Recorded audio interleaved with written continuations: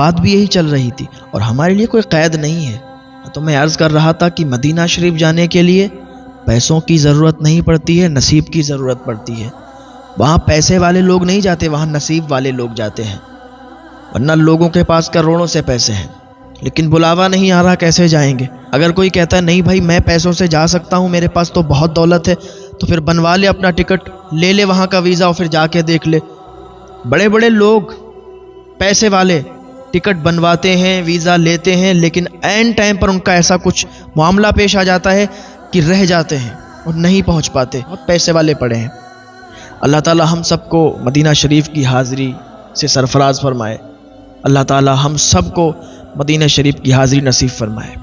میں عرض کر رہا تھا، ایک بہت غریب انسان تھا، بہت زیادہ غریب تھا، تمنا یہی کرتا تھا کہ مدینہ شریف جائیں گے، مدینہ جائیں گے۔ اس کی تمنا یہی تھی کہ مدینہ شریف جائیں گے، مدینے والے آقا پر درود پڑھیں گے، گنبد خضرا کے سامنے کھڑے ہوں گے اور حضور پر درود و سلام پیش کریں گے۔ یہی اس کی تمنا تھی، آرزو تھی، لیکن غریب تھا۔ غریب انسان سوچتا ہے کہ یار مدینے کیسے جائیں گے، لیکن پتہ بھی نہیں چلتا، بلاوا آ جاتا ہے اور ایک غریب انسان مدینے چلا جاتا ہے۔ تو یہ مت سوچا کریں، نا امید نہیں ہونا چاہیے، لا تقنطوا من رحمت اللہ، نا امید نہیں ہونا چاہیے، اللہ کی رحمت سے نا امید نہیں ہونا چاہیے، کیونکہ اللہ تعالیٰ جب نوازنے پر آتا ہے تو ایسا نوازتا ہے، ایسا عطا فرماتا ہے کہ ہم غریبوں کے دامن چھوٹے پڑ جاتے ہیں، لوگوں کے دامن چھوٹے پڑ جاتے ہیں۔ اللہ تعالیٰ بہت نوازنے والا ہے، اللہ تعالیٰ بہت عطا فرمانے والا ہے، اس کے خزانوں میں کوئی کمی نہیں ہے۔ تو بہت سے لوگ سوچتے ہیں کہ ہم غریب ہیں، ہماری آمدنی 250-500 روپے ہے، تو ہم روز جو کماتے ہیں وہی کھا لیتے ہیں، تو ہمیں کیسے جانا نصیب ہوگا؟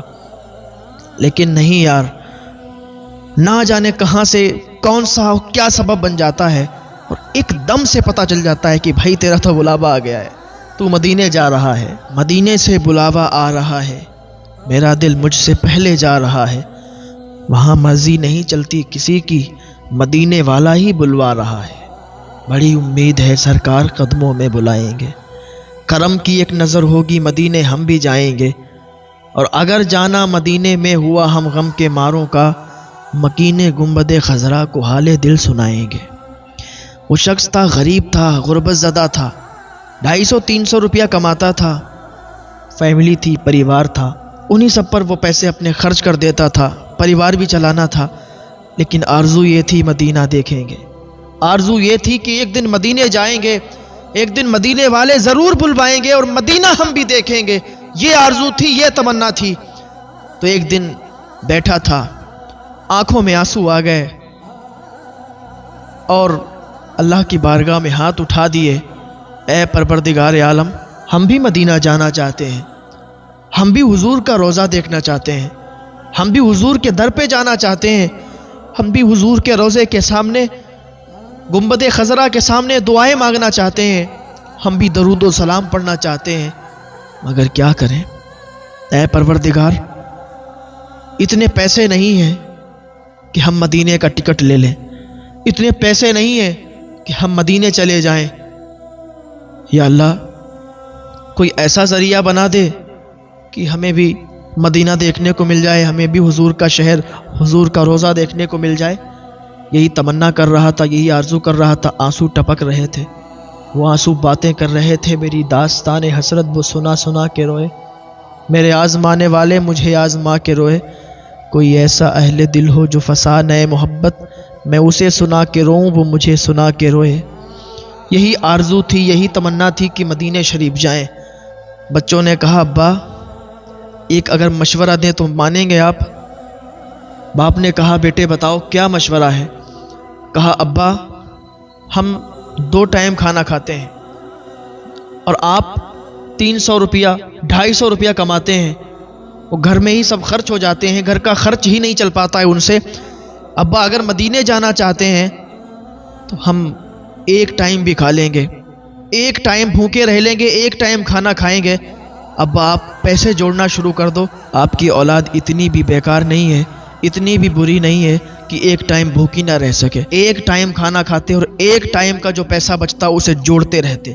تقریباً انہوں نے کئی دنوں تک ایسا ہی یہ ماحول رکھا اور پیسے جوڑتے رہے۔ ایک دن کیا دیکھا کہ محلے میں محفل میلاد شریف سجی تھی، حضور کا ذکر تھا، حضور کی مجلس تھی۔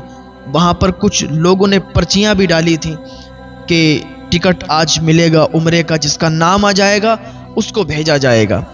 محفل ہوئی، محفل ختم ہونے کے بعد، مکمل ہونے کے بعد وہ پرچی ڈالی گئی، وہ قرعہ ڈالا گیا کہ جس کا نام آ جائے گا اسے مدینہ شریف کا ٹکٹ مل جائے گا، اسے مدینہ شریف بھیج دیا جائے گا۔ لیکن جو یہاں موجود ہوگا اسی کو ٹکٹ دیا جائے گا، جو یہاں موجود ہوگا اسی کا نام لکھا جائے گا، جو موجود نہیں ہوگا اس کی پرچی نکال دی جائے گی، اس کی جگہ پر پھر دوسرے کی پرچی کھولی جائے گی۔ یہ بھی اسی بزم میں موجود تھا، یہ بھی اسی مجلس میں موجود تھا۔ پرچی جب کھولی گئی تو نام کسی اور کا نہیں بلکہ اس کی بیوی کا نکلا۔ جب یہ سنا کہ بیوی کا نام عمرے کے لیے نکل آیا، مدینہ شریف جانے کے لیے نکل آیا، تو فوراً آنکھ میں آنسو آ گئے اور دوڑتا ہوا ممبر کے قریب گیا۔ کہا یہ جو نام نکلا ہے یہ میری بیوی ہے۔ کہا یہاں آئی ہے، موجود ہے؟ کہا نہیں یہاں نہیں ہے۔ لیکن نہیں یہ سائیکل میری کھڑی ہے، میں ابھی جاتا ہوں بیوی کو اٹھا کے لاتا ہوں اور اس سے کہتا ہوں چل تیرا نام نکلا ہے اور تجھے مدینہ شریف جانا ہے۔ تو لوگوں نے کہا نہیں، اگر وہ یہاں موجود ہوتی تو اس کو ہم یہ ٹکٹ دے دیتے، اگر وہ یہاں موجود ہوتی تو ہم اس کو ٹکٹ دے دیتے، لیکن اب یہ ٹکٹ اسے نہیں ملے گا۔